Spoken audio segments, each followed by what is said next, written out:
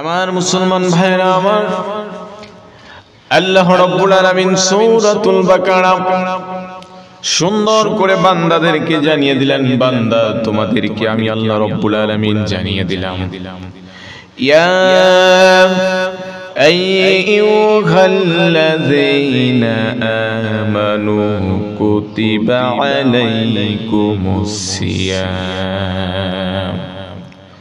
আল্লাহ রাব্বুল আলামিন বললেন, বান্দা, হে ঈমানদারেরা, বান্দাগুলোর ভিতরে যারা ঈমান এনেছো তাদেরকে আমি আল্লাহ রাব্বুল আলামিন জানিয়ে দিলাম, কুতিবা আলাইকুমুস সিয়াম, তোমাদের প্রতি সিয়ামকে, রমজানকে আমি আল্লাহ রাব্বুল আলামিন ফরজ করে দিয়েছি।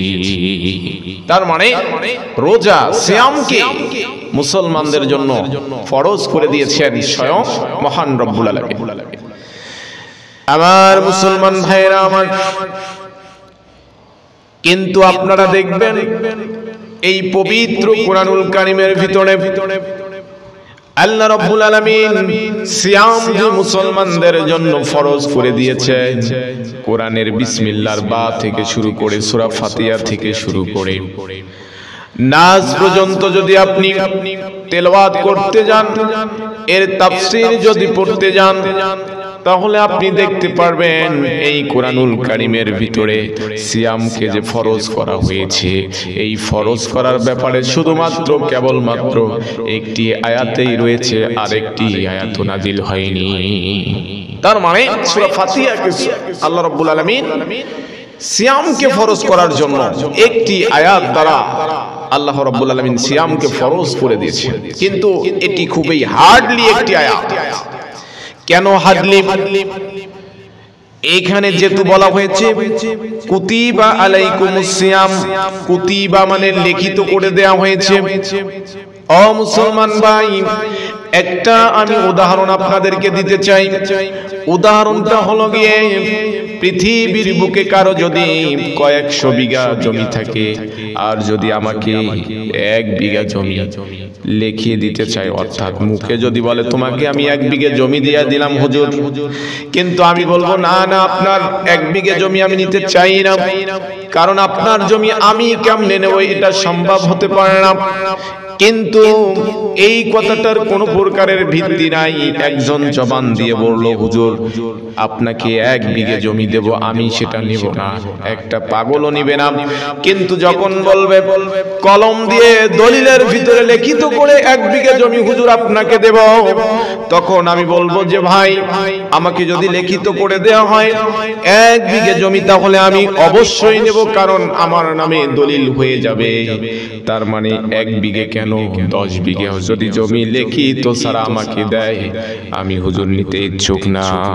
অনুরূপ ভাবে আল্লাহ রাব্বুল আলামিন আকিমুস সালাত, নামাজকে ফরজ করেছেন অনেকগুলো আয়াত দিয়ে, আবার হচ্ছে ওয়া আতাবুজ যাকাত, যাকাতকে ফরজ করেছেন অনেকগুলো আয়াত দিয়ে।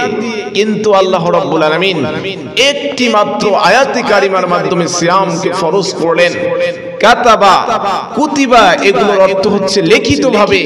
আল্লাহ রাব্বুল আলামিন কুতিবা শব্দটি দিয়ে বোঝাইতে চেয়েছেন, আমি আল্লাহ পাক লিখিত করে দিলাম সিয়ামকে ফরজ। সুতরাং প্রতিটা মুসলমানদেরকে সিয়ামের প্রতি সর্বোচ্চ গুরুত্ব দিতে হবে। আমার মুসলমান ভাইরা আমার, আল্লাহ রাব্বুল আলামিন কেন সিয়াম আমাদের জন্য ফরজ করলেন, কি জন্য এই রোজাকে সিয়ামকে ফরজ করলেন? আল্লাহ রাব্বুল আলামিন সূরাতুল বাকারার ভিতরে শেষের অংশের ভিতরে বললেন, লাআল্লাকুম তাত্তাকুন, বান্দা এজন্যই তোমার প্রতি সিয়ামকে আমি আল্লাহ রাব্বুল আলামিন ফরজ করে দিয়েছি, যাতে তুমি দুনিয়ার ভিতরে তাকওয়াবান হও, পরহেজগারি হও, মুত্তাকিন হও। এই জন্যই আমি আল্লাহ রাব্বুল আলামিন সিয়ামকে ফরজ করে দিয়েছি। তার মানে সিয়াম যে আমাদের প্রতি ফরজ করে দিয়েছেন, আল্লাহ পাক এজন্যই করে দিয়েছেন আমরা যাতে তাকওয়াবান হই, মুত্তাকিন হই, লাআল্লাকুম তাত্তাকুন, যাতে আমরা মুত্তাকিন হই, পরহেজগার হই। এজন্যই আল্লাহ রাব্বুল আলামিন কোরআনুল কারীমের আয়াতে কারিমা নাজিল করার মাধ্যমে আমাদের প্রতি সিয়ামকে ফরজ করে দিয়েছেন। তাকওয়া মানে হচ্ছে আল্লাহর ভয়, এটা হচ্ছে খোদাভীতি। এই খোদাভীতি সম্পর্কে হযরত ওমর রাদিয়াল্লাহু তাআলা আনহুকে জিজ্ঞাসা করা হলো, আমিরুল মুমিনিন ও ওমর রাদিয়াল্লাহু তাআলা আনহু, বলো তো দেখি তাকওয়া লাআল্লাকুম তাত্তাকুন, আল্লাহর যে ভয় রয়েছে, তাকওয়া যে রয়েছে, এই আল্লাহর ভয়টা আমাদেরকে কেমন করে করতে হবে। আল্লাহর নবীর শ্রেষ্ঠ সাহাবী হযরত ওমর রাদিয়াল্লাহু তাআলা আনহু বলেন, ও বান্দারা শুনে রাখো, আল্লাহর ভয়টা কেমন করে করতে হবে। ধরে নাও একটা রাস্তা, ছোট্ট একটা চিকন রাস্তা, এই রাস্তা দিয়ে মানুষেরা চলাচল করবে, কোনো একটা জায়গায় যাইতে হবে, কিন্তু ওই রাস্তার দুই ধার দিয়ে কাঁটাযুক্ত গাছ।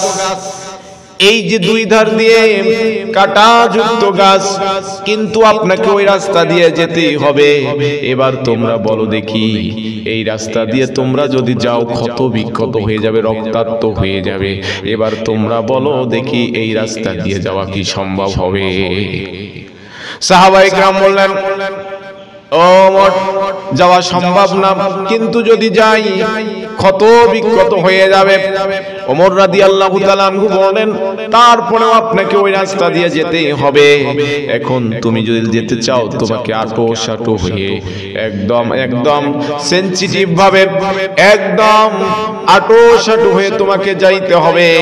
হযরত ওমর রাদিয়াল্লাহু তাআলা আনহু বলেন, ও আল্লাহর বান্দারা মনে রাখবা, তাকওয়াটা হচ্ছে এইরকম, সমাজের বুকে চলতে গিয়ে তোমার সামনে আসবে সুদ, সমাজের বুকে চলতে গিয়ে তোমার সামনে আসবে ঘুষ, সমাজের বুকে চলতে গিয়ে বেপরদা নারীরা তোমার সামনে দিয়ে বেড়াবে, সমাজের বুকে চলতে গিয়ে অসংখ্য পাপ কাজ তোমাদের সামনে আসবে।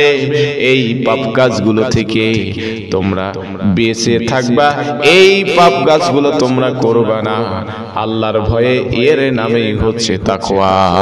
তাহলে তাকওয়ার ব্যাখ্যাটা হযরত ওমর রাদিয়াল্লাহু তাআলা আনহু এরকম করে দিলেন। সুতরাং আমাদেরকে, প্রতিটা মানুষকে, আজকের সিয়াম যে আসতেছে আমাদের সামনে, আমরা যেন লাআল্লাকুম তাত্তাকুন, আমরা যেন তাকওয়াবান হতে পারি, পরহেজগারিতা আমাদের ভিতরে যেন আসে, মুত্তাকিন যেন আমাদের ভিতরে আসে। আল্লাহ রাব্বুল আলামিন আপনাদেরকে, আমাকে, পৃথিবীর সকল মুসলমানদেরকে তাকওয়াবান, মুত্তাকিন এই রমজান থেকে পরহেজগারিতা হওয়ার মতো তৌফিক দেখ, বলছি আমিন।